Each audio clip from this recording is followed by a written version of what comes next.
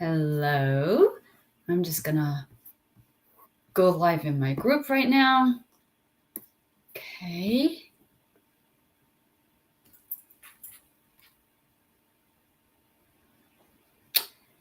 Hello. Hi. This is Carla Metzdorf. I am admin to the Facebook group Overcoming Anxiety for Stressed Out Moms Who've Had Enough, and I'm also an anxiety coach.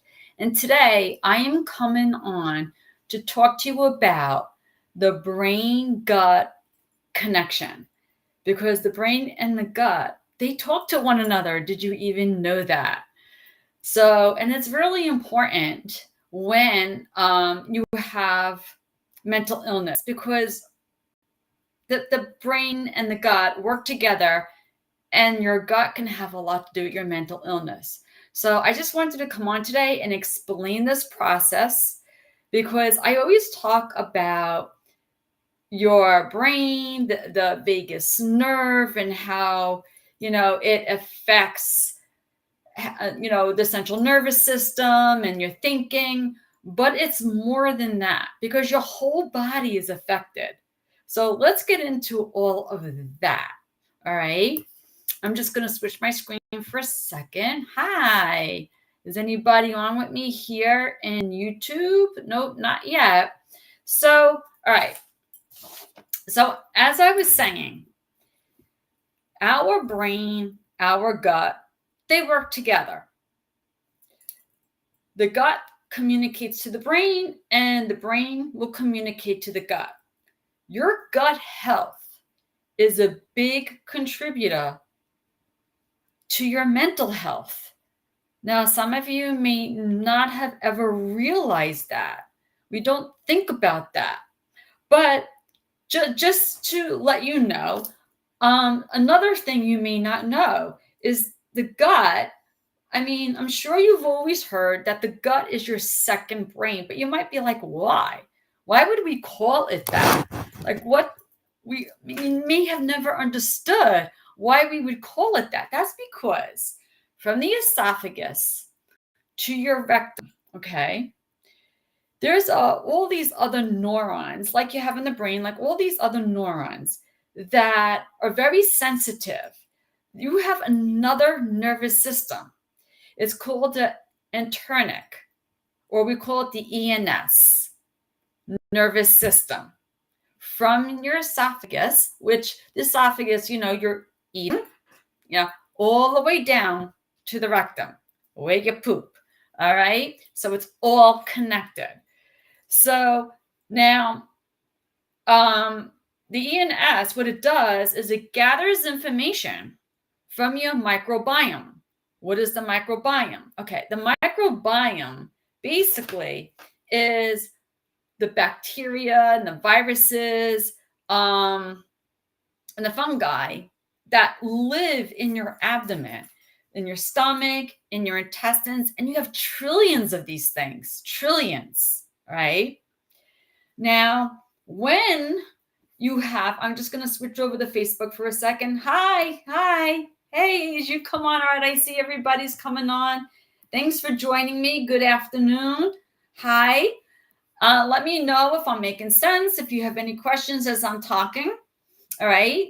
So your microbiome, all right, if it's good and healthy, microbiome, what it's going to do is it's going to receive messages from the brain through the vagus nerve, and it's going to send neurotransmitters out back to the brain, out into the bloodstream, and all's going to be well. But the thing is, all right, how do we get these bad microbiome that are sending messages to the brain that are actually contributing to anxiety and depression? All right. So the gut is called the second brain because we do have another system, as I said. So, when you say I have butterflies in my stomach, you've heard that, right? Oh, I'm getting butterflies in my stomach, right? or I had this gut feeling that that's not good, or you feel it in your stomach. Now, if you've heard me talk on other live trainings, okay, I'm just going to go through this quickly because everything starts off with your senses, right? So we see something, we hear something, taste, smell, touch, right? We make an interpretation.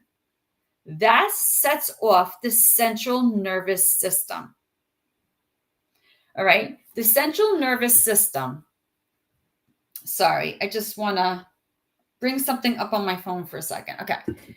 The central nervous system, as it's talking to the brain, okay, telling the brain that you're in trouble, that you're being challenged, okay, the brain is also talking to the gut, okay, through the vagus nerve, like it's all working together, all right, because neurotransmitters, certain chemicals have to be released to prepare you for the fight and flight. So cortisol will enter your bloodstream. Cortisol, all right, is made in the stomach. Not all of it, like 90% of it is made in your gut lining. So you are going to get this burst of cortisol, okay? But see, the thing is, actually, did I just say that right? I'm thinking about that. Cortisol is made in the stomach, right? Like, I do know that. But why do I feel like I just said it wrong? If I said it wrong, I'll let you know, but I'm pretty sure that I'm right. Why do I think it's not? What makes me think that it's not? I don't know. Anyway, I got to go with my gut. Hi, Cindy. Hi, Tiffany. Hey, ladies. Okay. If I just said something wrong, I'll correct myself. But why do I feel like I said that wrong? But anyway, so when your central nervous system is triggered, all right, and you feel something, your gut is going to start, and the rest of your body, okay, is going to start reacting and get you into that fight and flight because you need to take some action. We're not meant to have that lion chase us and just stand still, all right? It's trying to get us to run, to take some kind of action. So what happens is the brain is going to tell the stomach to slow down digestion because the microbiome, okay, what it does is it breaks down the food. The main purpose of it, like a healthy microbiome, we use for the digestion of the food. So the nutrients from our food are put into our body. They make the neurotransmitters that are made when like the food is breaking down. They make those neurotransmitters and then it will be sent back up to the brain and to the rest of the body. But if you don't have a healthy gut, what happens is, and now let's just get into this. How do you get an unhealthy gut? An unhealthy gut is formed by the things that you eat. You'll get an unhealthy gut because of the stress that you're having in life, the things that you eat, medications. If you're someone who's been on tons of medications, that can mess with your gut. It creates the bad bugs in the gut. You have healthy microbiome and you have unhealthy microbiome. But when you have a lot of this stress, when you have a poor diet, a lot of medication, and when you're not sleeping well, you're someone who doesn't exercise, you're adding to that unhealthy gut, that unhealthy microbiome, if that makes sense. So what's necessary? Well, actually, that causes gut diabosis. That's what that's referred to, because what happens is the balance of the gut is off. All right. Because now instead of having all healthy bugs, you've got this balance. And the more your diet is not good, the more you're not sleeping not very well, not exercising, not having a healthy lifestyle, the more the gut is going to be unhealthy. It's going to favor more of those bad bugs.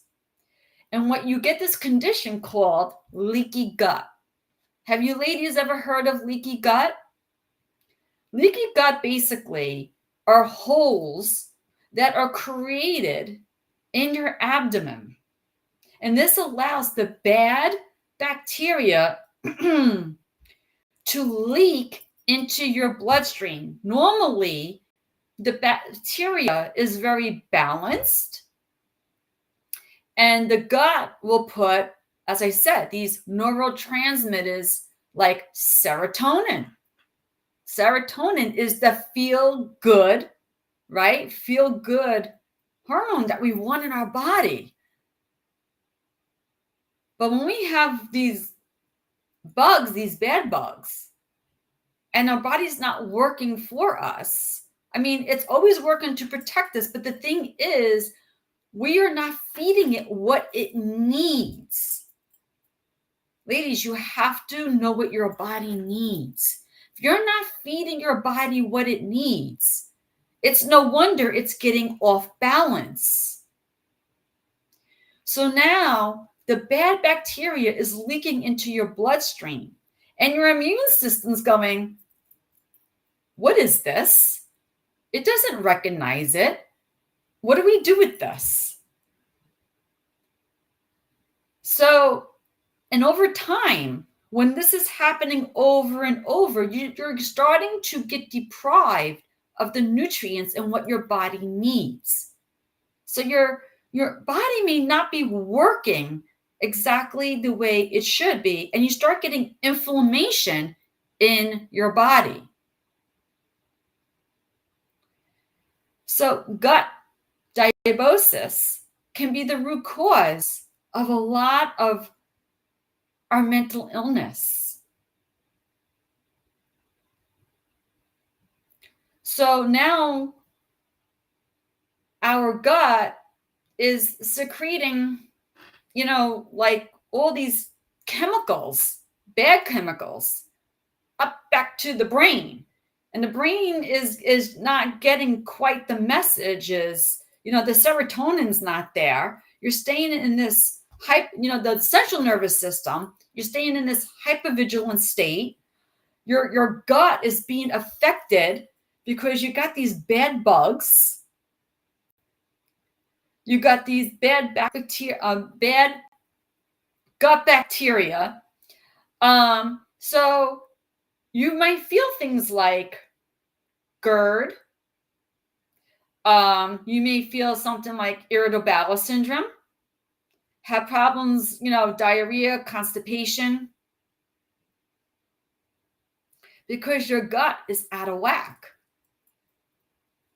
due to the stress, the bad diet, lack of sleep, lack of exercise. I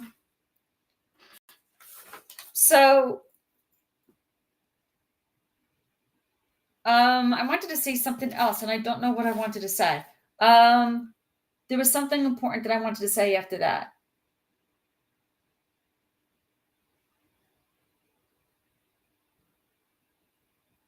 All right. So I went to a gastro doctor years ago. I had colonoscopies because they found something in my colon. That's something I don't think I've ever shared with you. I've had growths in my colon, and they were precancerous. So I have to go for colonoscopy.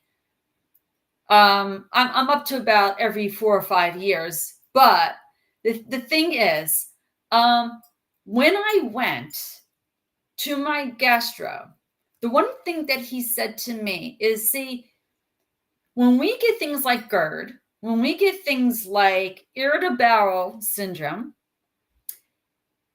we get symptoms. They produce symptoms in our body, okay? More symptoms than we're already feeling because of our anxiety or stress, the fears that we feel.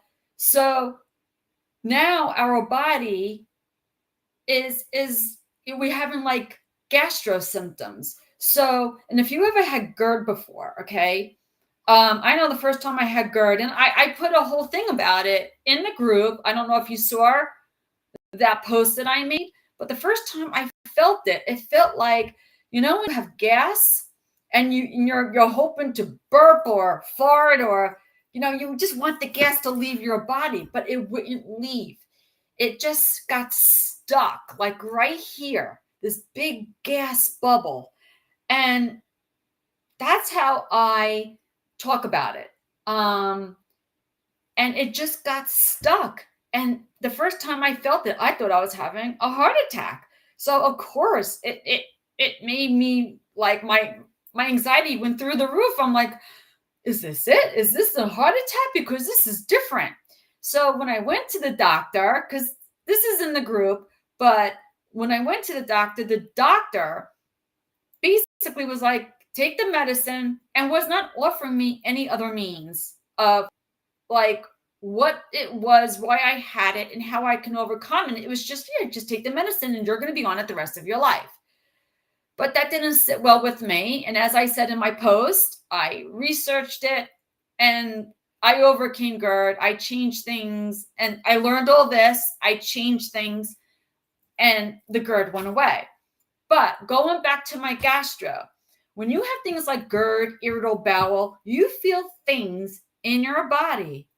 The symptoms can be very, very concerning.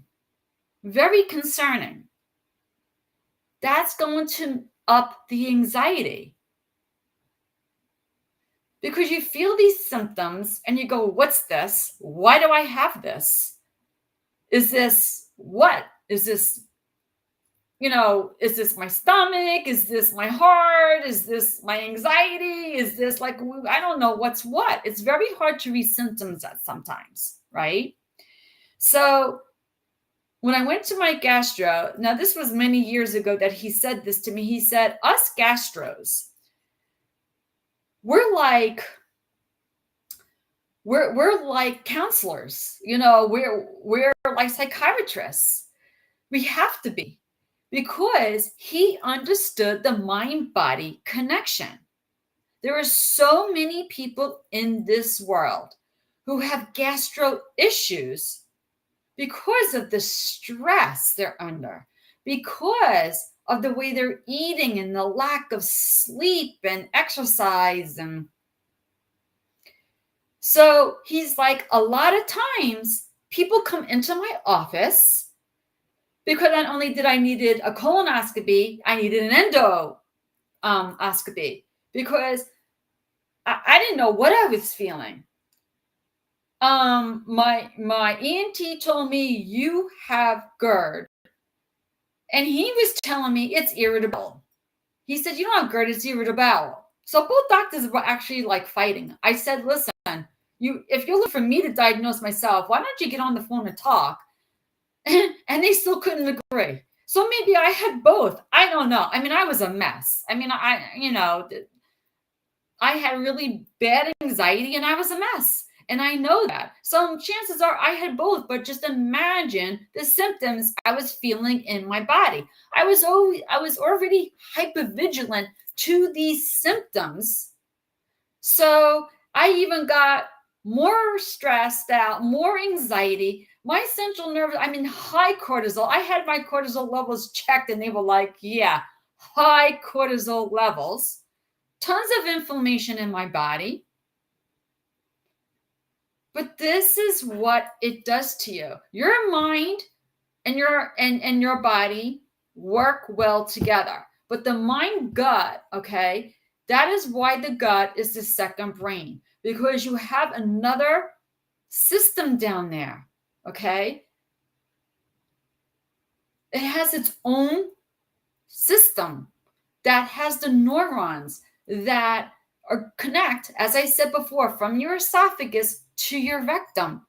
So that's why, if you probably heard me say, you feel it in the body first. So you get triggered, and you make that interpretation, and then sets off the central nervous system. But that interpretation is so unconscious at times that we don't even know we're thinking. We don't even realize we made that thought. That's why, if you research, do I have control of my thoughts? You're going to get the answer of no, you don't. And I know that goes against everything I teach you, but they're talking about that initial thought, because sometimes we make that interpretation and thoughts just come up, and it's like I have no control, like, because we think, like, how many times a day? I mean, we don't go more than like 2 or 3 seconds without thinking. Your mind is always going. And sometimes you just, like, I was cleaning my house before, and I'm just cleaning and thoughts are going off in my head, but I'm not causing those thoughts. Like, I'm not intentionally thinking what I was thinking. Like, it's like, who was thinking these thoughts? Like, why were these thoughts popping in my mind?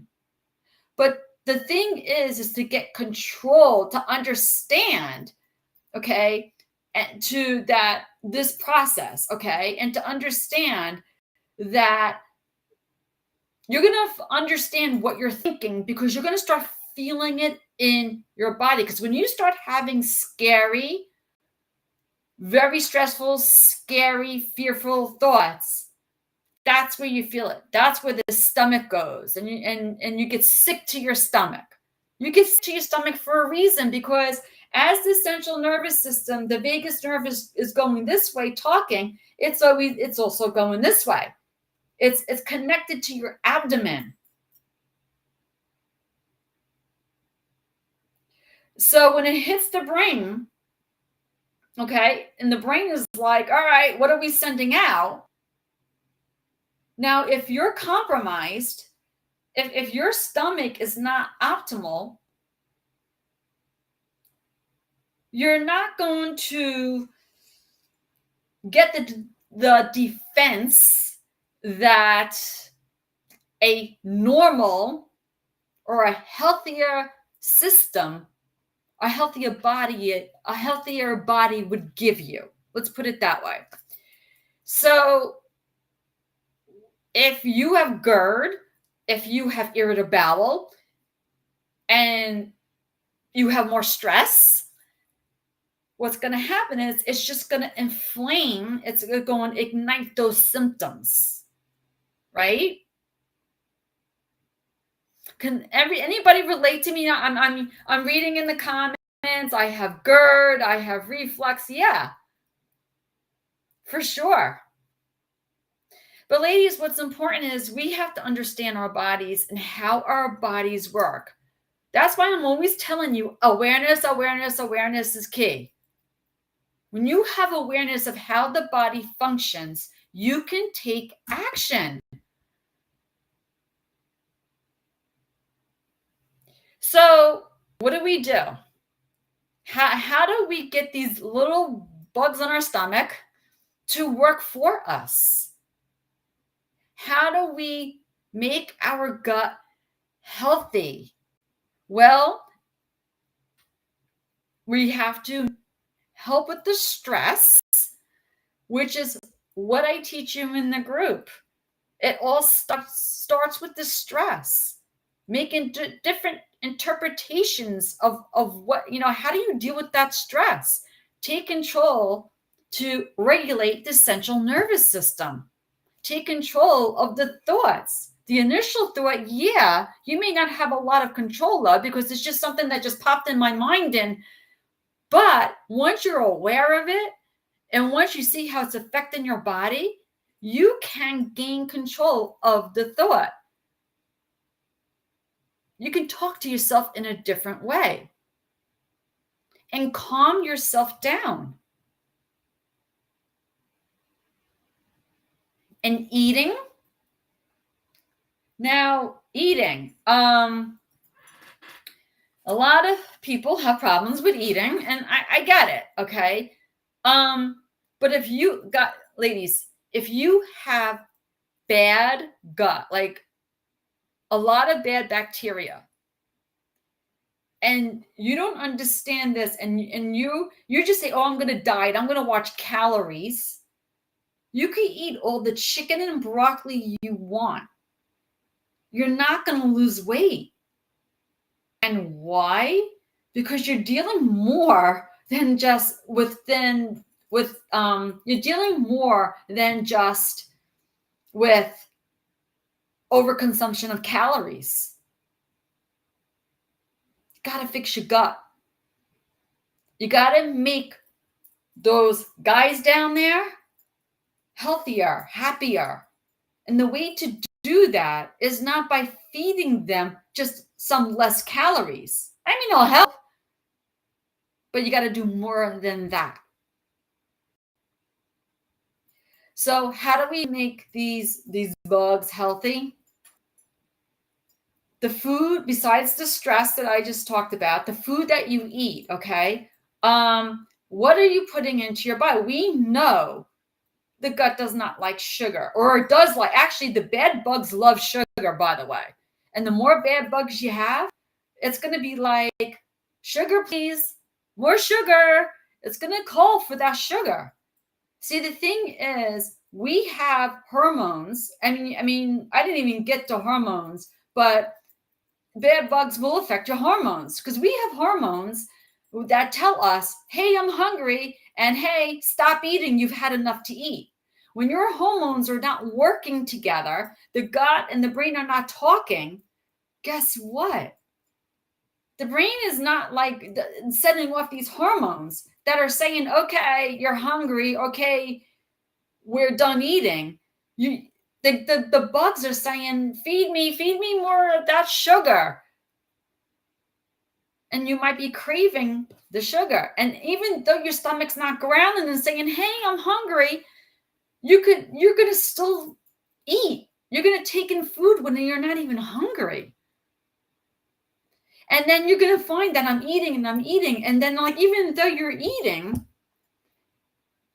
and you're like, I really should stop. But yet there's nothing telling you to stop. You wait until your stomach is like, and you're uncomfortable until you stop eating, because your hormones are affected. It's very important that we keep the balances. So cut down or rule out sugar. Enough with the sugar. Heavily processed foods, for sure. You don't want to put so much processed foods into your body. You want to eat healthy, whole grain foods, fruits, vegetables, things that your body likes.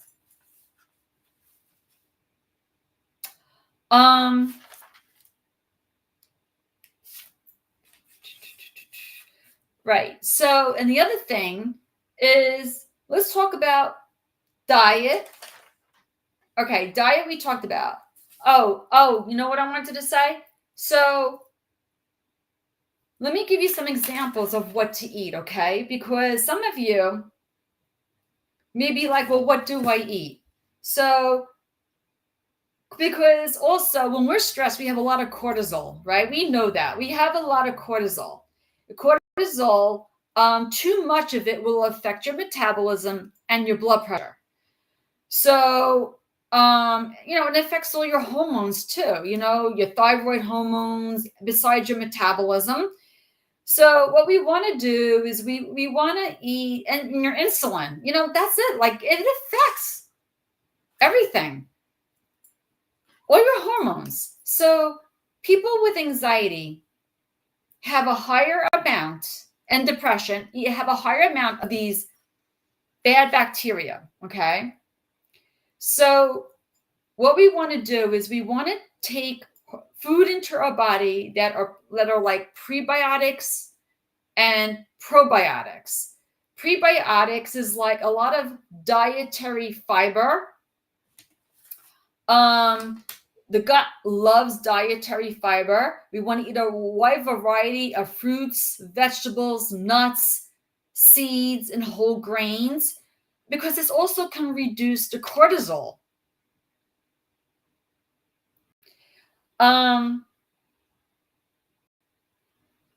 Also, probiotics, fermented foods, which you want to take on an empty stomach.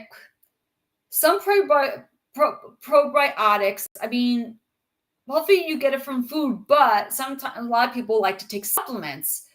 And they find that taking the supplements, the probiotics, can be very helpful with getting a healthier gut and can help with anxiety. Maybe they're not 100% sure. There are some. All right, see, probiotics, you have CFUs and you have strains, certain strains. Now, it's unclear, okay? See, you have to know your body. You have to know what your health needs are. There are certain strains, and certain strains do certain things in your body. So when you look at a probiotic, okay, some probiotics have one or two strains, and some has many as almost 20. But those strains all do different things. So you have to work with your doctor or maybe your nutritionist to find one that's best for you. And as far as CFUs also, they're like healthier bacteria.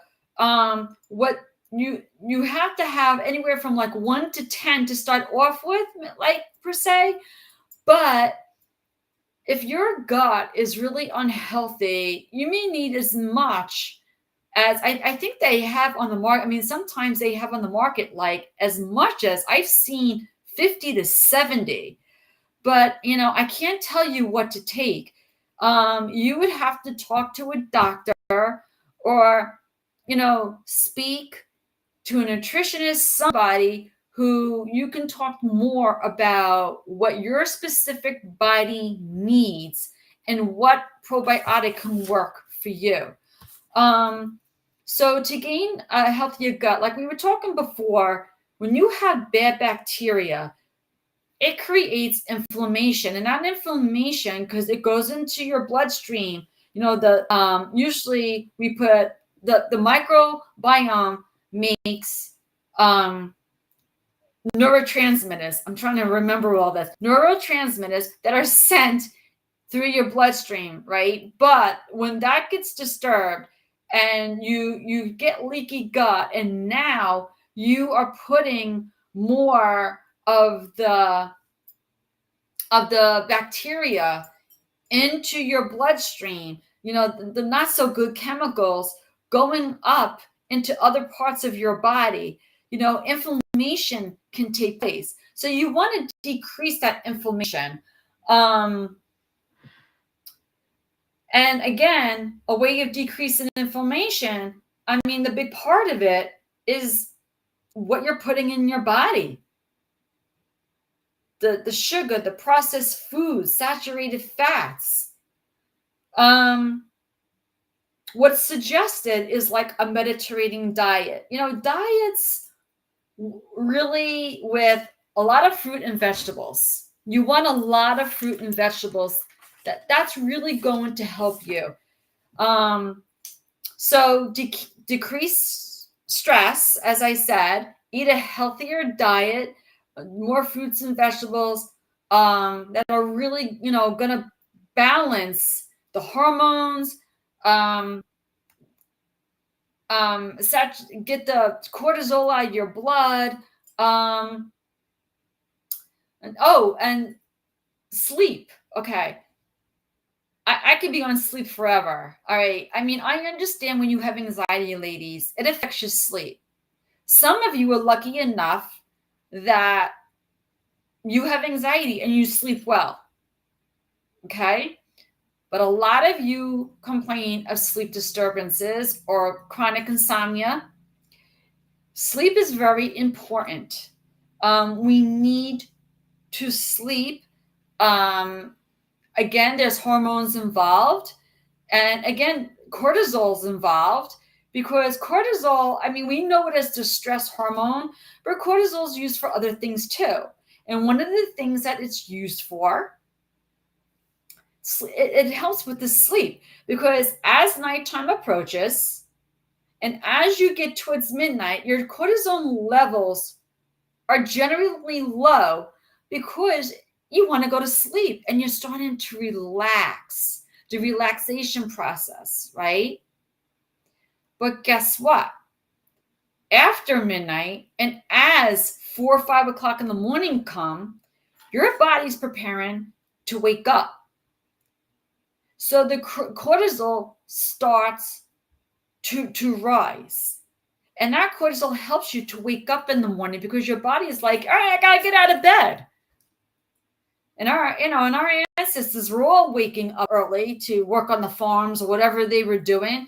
They went by the moon, the light, the rising sun, the rise and setting of the sun, the moon, to know when to go to sleep and when to wake up. And our bodies get on that schedule. But again, bad sleeping habits, going to bed regularly late gets us off of that and messes up with our hormones. It affects us. And exercise, if you do not exercise is really, really good for the gut.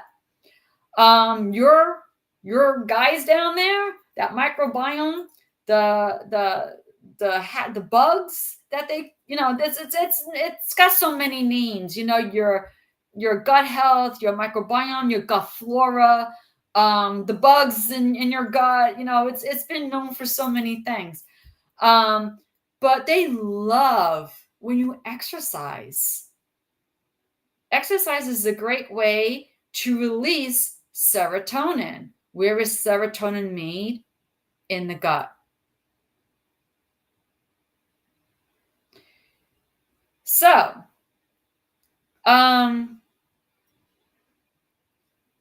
get good sleep, good exercise, stress, de-stress. If you don't understand how to react to stress differently, I did a whole live on it. I've done a couple of lives on stress and what to do when you're stressed. I would watch that. There is another thing you ladies can do. I even hate talking about, but ladies, it's an option. It really is an option. And wow, and I can't believe this exists and how they even came up with this. But did you know that there are people getting fecal transplants? Have you heard of that? That people with a healthy gut, okay, they basically take their poop and give it, they implant it into somebody with an unhealthy gut. Yeah. How they came up with that and how they know that that's possible, I don't know if I want to know. But it's a thing. It's a thing, ladies. Fecal transplant to help you deal. Yeah, ew, it was right, Tiff. Ew, yes. But people do it. I'm going to go the route of, keeping my stress in order, better diet, get as much sleep as possible, exercise. I'm going to tell you, try that first. Do that first. For sure. Yeah, because that is, right? Like, that is kind of gross, but it exists. And I don't know. Anyway, so the next time, you're stressed and you get this feeling in your gut, now you know why. Okay? You understand why. Your gut and your brain are talking to one another as you are making these interpretations, and as the central nervous system is getting set off. It is going both ways. It's talking to the brain, it's talking to the gut. The brain is sending messages to the gut sends the messages to the brain. But how you take care of yourself is going to affect that. And we know that stress can be very damaging.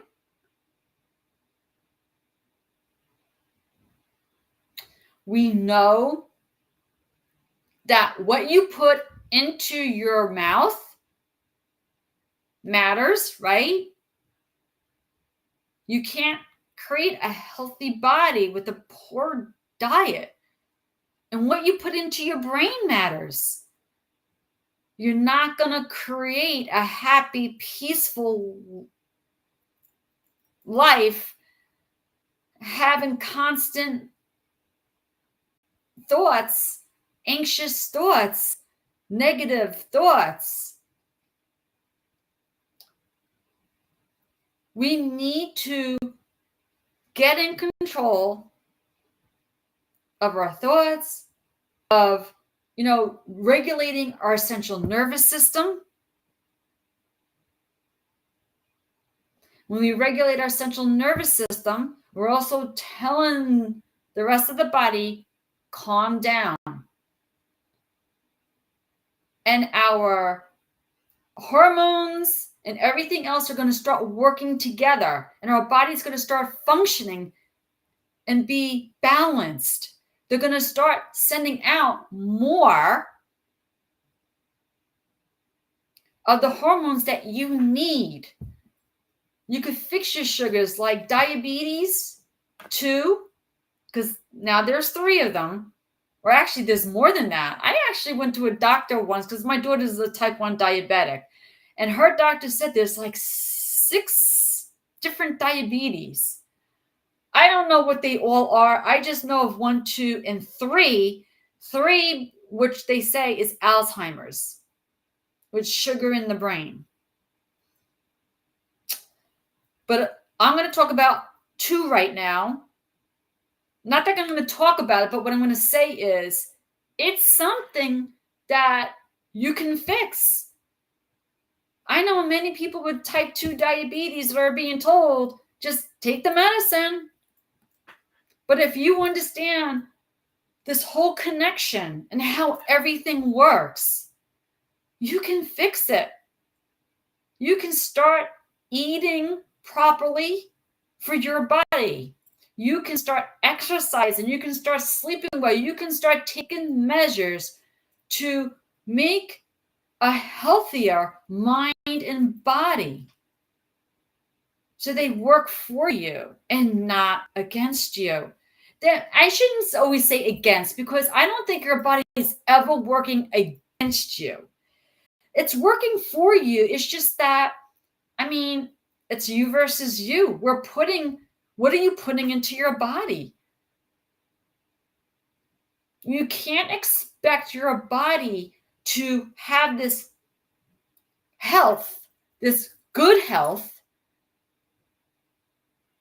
I know a woman once who she smoked a lot of cigarettes and she was a drinker. And then she got cancer. And then she wondered, why? Why would I? Why did I have to get this? All I could do was just sit there. Ladies,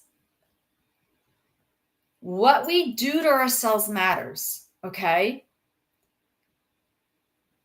You need to take control. When you feel a symptom, do not ignore it. Do not ignore it. What is this symptom about? You may not know if it's anxiety or if it's some kind of condition. Sometimes that becomes very tricky. And to tell the difference, I did a live on that. But what I'm saying is, we get these symptoms, but we have to understand our body is trying to tell us something. You don't get symptoms for no reason. You don't get symptoms for no reason whatsoever. That's why when I had my acid reflux, okay, I went to the doctor and he said, oh, you have GERD and you have to be on medication forever. I was like, so some of these things that we feel can be corrected. The information's out there. Yes, you could take medication, but a lot of these medications are not intended to fix what it is that is happening. Because even like blood pressure medication, it may level you off and then boom, I don't have a blood pressure problem anymore because I'm on medication. But what happens when you come off the medication? Your blood pressure goes out of whack again, right? And when you get more stressed, you get high blood pressure even though you're on the medication. And the doctor's like, well, what, are you stressed? Well, deal with that stress and you won't have such. But see, this is, if you take the time to understand your body and what your body needs, put better things into your body, better thoughts, better food, sleep better, exercise, you're going to get a well-oiled machine. Your body's going to work from head to toe. Now, I know I'm making it sound easy. I know I can hear you all. It's hard. It's hard. I hear it. I hear you saying it. I know. But it's how you condition yourself, ladies. I had a really unhealthy body when I had anxiety and depression. I lost a lot of weight. I was down to 109. And for some of you, that's healthy. But for me, not healthy on my body. And that's not the way I want to lose weight. The doctor told me my kidneys were going to start failing. I had to do something about it. And I did. I changed my diet. I changed what I put into my mind. I took control of I understand we make interpretations and, you're not always able to control that initial interpretation, that initial thought. But I learned that I can take control of the story I put behind it. I don't have to go with that thought. I don't have to make it take control. That I have a central nervous system that's going to react. But once it starts reacting, and I see that it starts setting off my heart or my stomach turning, or I feel dizzy and faint, I can do something about it.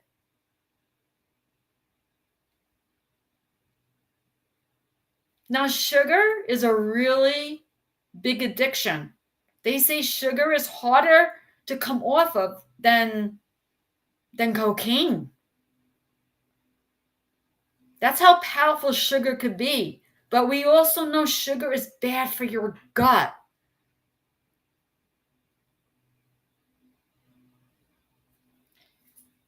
So I don't want this now to be about a whole life on how to come off sugar, because I could do that. But if you are somebody who has problems with sugar, I am also a health coach on top of being a life coach who specializes in anxiety.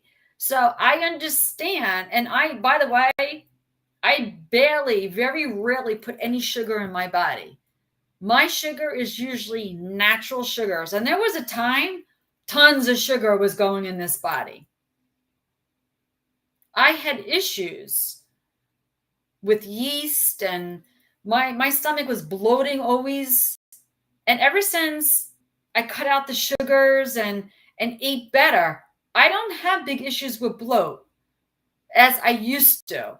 I'm perimenopause right now, and every once in a while I'll look like I'm pregnant, and I'm like, "Are you kidding me? Where's this coming from?" But I know what it's from. It's very uncomfortable. But in times like that, see, this is what I mean. You have to know your body. You have to have intuition. You have to listen to your body. What is your body telling you? If I'm bloated, you know what that tells me is that my body right now has some kind of inflammation in it. The hormones are off. So I have to maybe eat differently. I have to work out differently. I need maybe more sleep. What could this mean? Listen to your body. What is your gut telling you?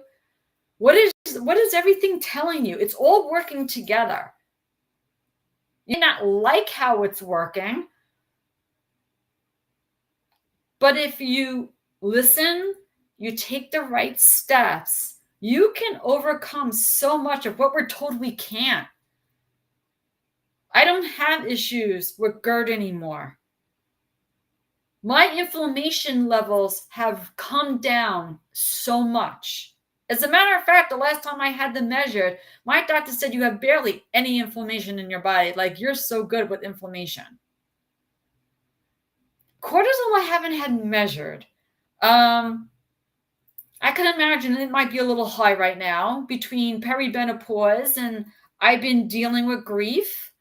And I'm not always sleeping well.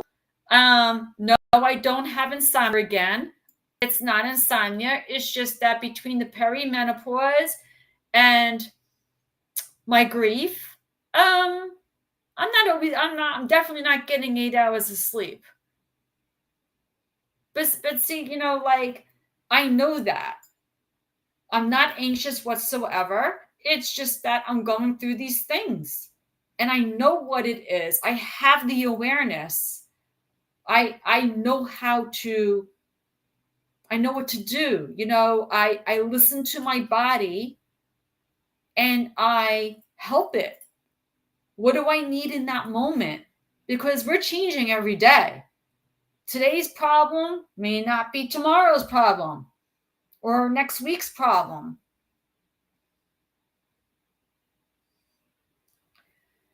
Ladies, I could talk about this forever.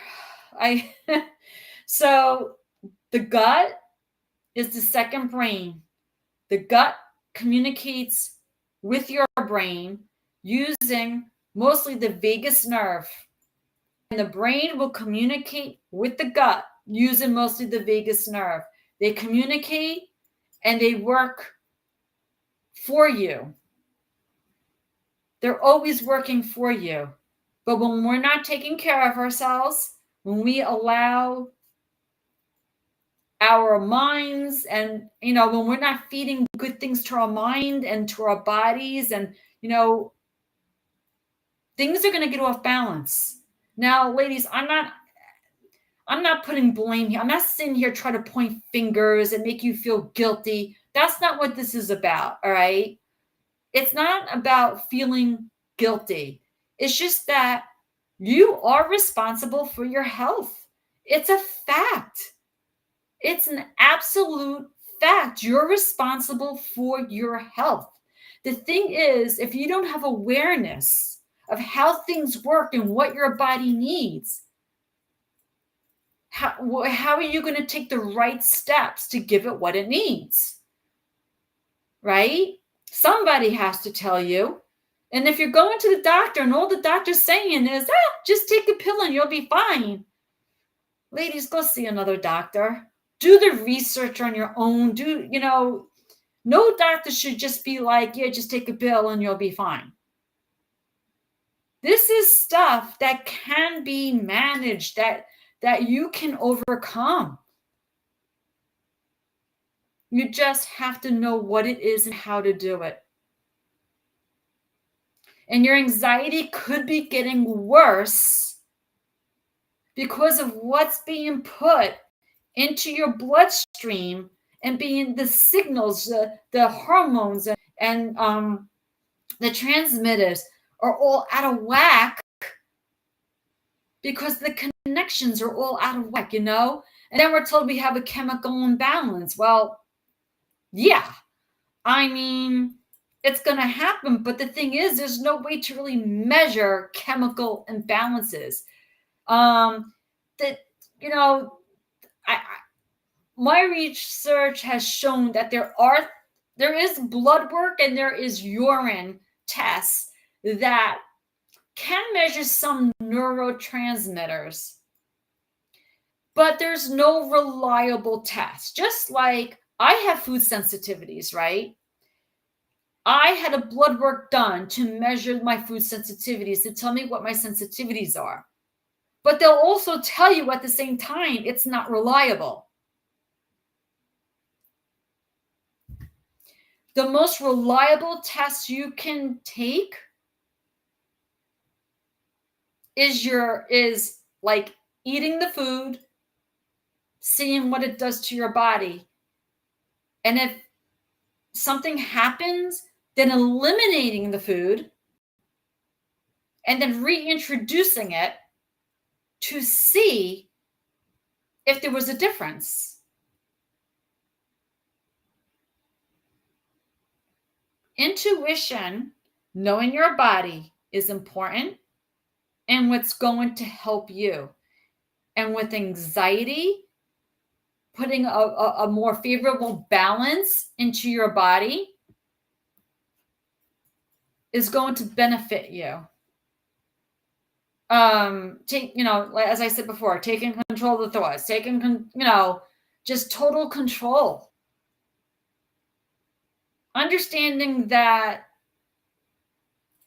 one works and helps the other.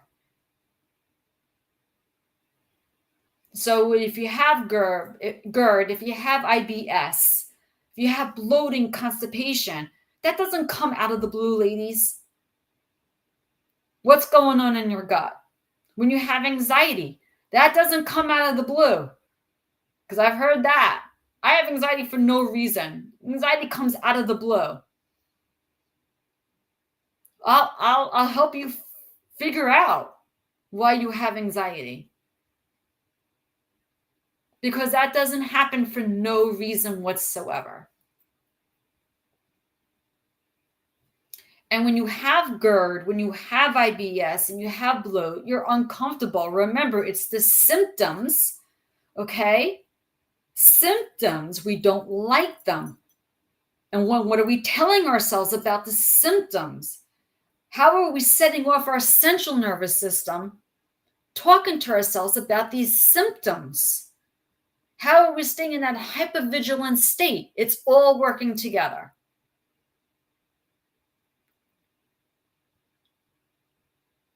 Okay, ladies, I really hope this made sense. I know I spoke almost for an hour again. Before I go, is there anybody who has any questions about anything I said? Because, boy, I really said a lot. And I usually take a break and say, anybody got questions? Anybody need clarity? I didn't do that this time. I just went with it because I had a lot to say. Is there any question about anything that I said? And maybe whoever's on with me right now, maybe you only heard the last part of this message and you don't know everything I said. I please encourage you to rewatch this live because it really is important. It really is important.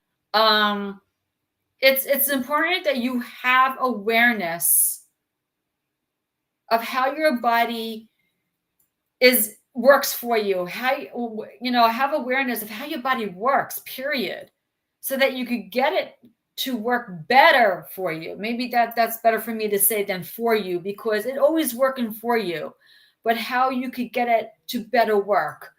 So, ladies, I thank you for joining me today. I don't see any questions. So I'm just going to assume that everybody is understanding what I'm saying. And listen, if you don't, put it in the comments. I'll get back to it later. You can message me, text me with anything, and I'll answer, of course. I know this could be complicated. It's a lot of information, but that microbiome needs to be happy. Make it happy. Make it happy by feeding it good stuff. Okay?